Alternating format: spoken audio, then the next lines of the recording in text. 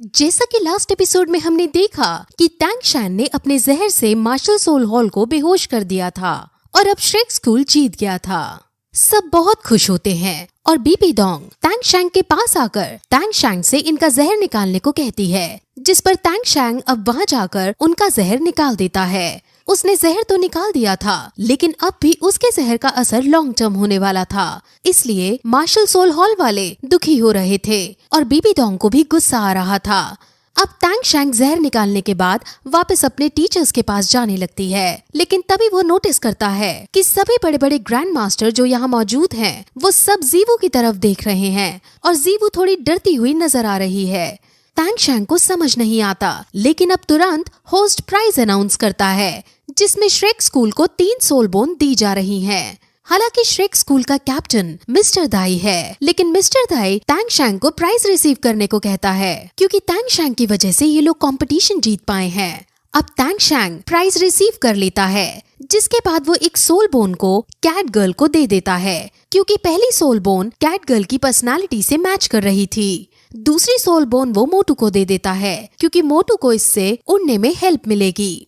तीसरी soul bone उसे अपने लिए सूटेबल लगती है, लेकिन वो ये सोल बोन निंग रोंग रोंग को देना चाहता है, क्योंकि निंग रोंग रोंग को कुछ नहीं मिला था।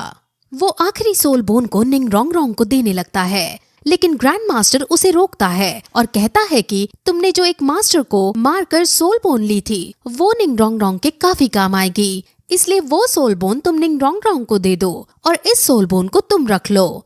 निंग रोंग रोंग और टैंग शैंग दोनों ही बहुत खुश होते हैं और फिर अब वो बातें करने लगते हैं, लेकिन तभी पीछे से बीबी डोंग सामने आती है और वो कहती है कि अब टूर्नामेंट खत्म हो गया है, जिस वजह से अब मैं तुम सब पर अटैक कर सकती हूँ और अब मुझे ये जीवू चाहिए।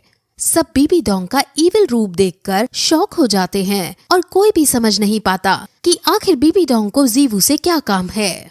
जीवू भी डर रही होती है और मार्शल सोल हॉल वाले इविल स्माइल के साथ उस पर नजर बनाए बैठे होते हैं।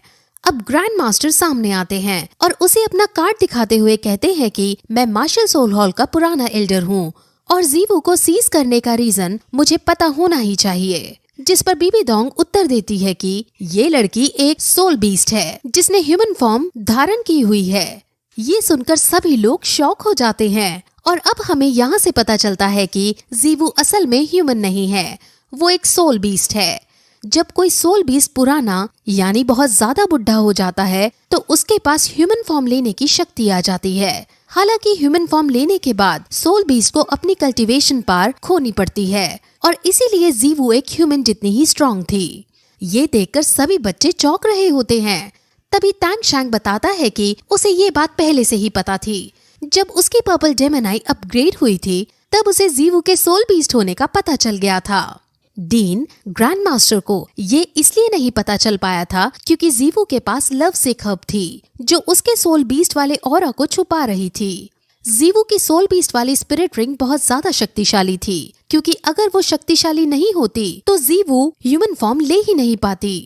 अब फिर हमें ये भी पता चलता है कि जीवू की मॉम भी ह्यूमन फॉर्म लेकर जीवू के साथ रह रही थी, लेकिन एक दिन बीबी डोंग और उसके यही 2 सोल लैंड मास्टर जीवू और उसकी मॉम की स्पिरिट रिंग लेने आ गए थे।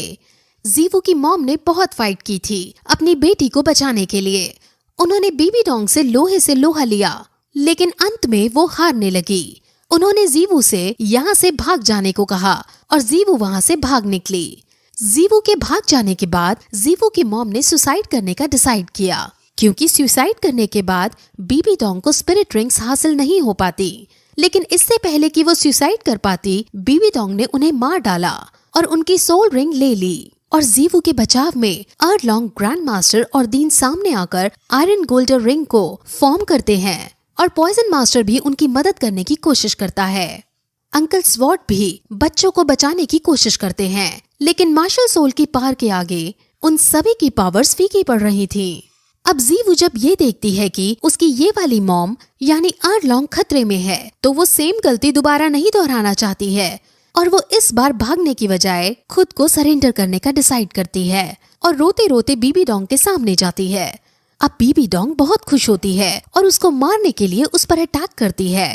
टैंग शैंग जीवू को बचाना चाहता है और वो जीवू से बेहद प्यार करता है, इसलिए वो तुरंत जीवू के पास भागता है और उसे बचाने की कोशिश करता है। वो हैमर को बाहर निकालकर जीवू को बचाने की कोशिश करता है, लेकिन उसका हैमर बहुत छोटा था। अब सब डर जाते हैं, लेकिन तभी वहाँ एक बड़ा सा हैमर आता है जो सभी के अटैक्स को नलीफाई कर देता है। और वो हैमर और किसी का नहीं बल्कि तैन हाओ का है। तैन हाओ आसमान में था और वो एक शेर की तरह दहाड़ता है और मार्शल सोल के दोनों सोल लैंड मास्टर को पीछे हटने की धमकी देता है।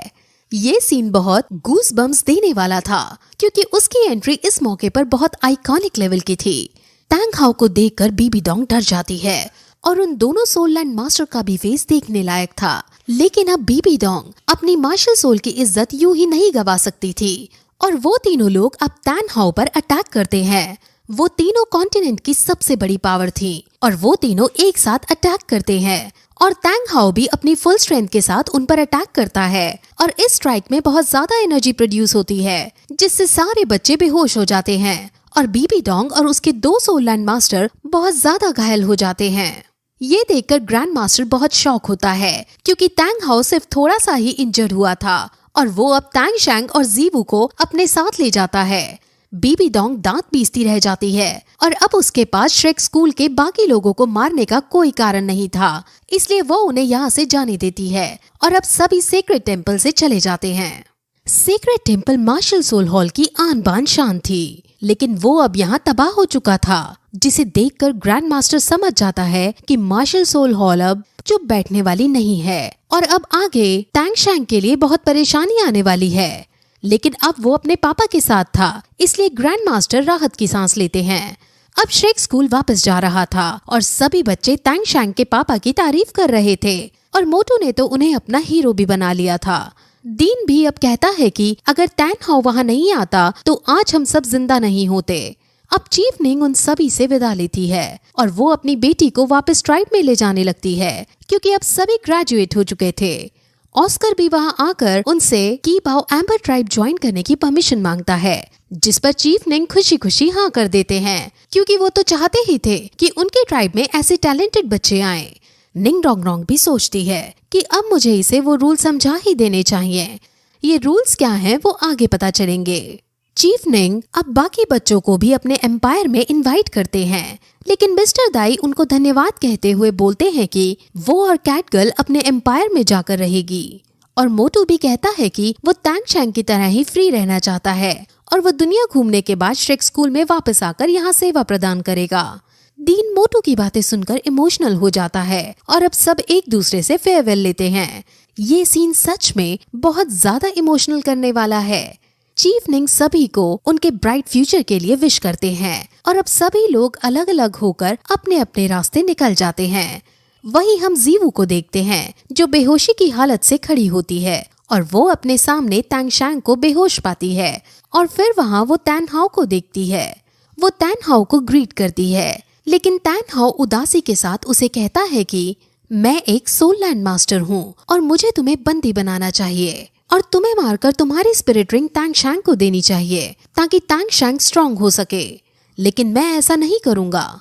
जीवू उससे पूछती है कि आप ऐसा इसलिए नहीं करोगे क्योंकि तैंग शैंग और मैं एक दूसरे से प्यार करते हैं, जिस पर तैंग हाओ हाँ करता है और बताता है कि तैंग शैंग की मॉम भी एक सोल बीस्ट थी और मुझे भी एक सोल बीस्ट से प्यार हुआ था और इसी चक्कर में काफी लोगों से मुझे दुश्मनी मोल लेनी पड़ी थी और अंत में हमारे प्यार का अंजाम मुझे और मेरी वाइफ दोनों को झेलना पड़ा।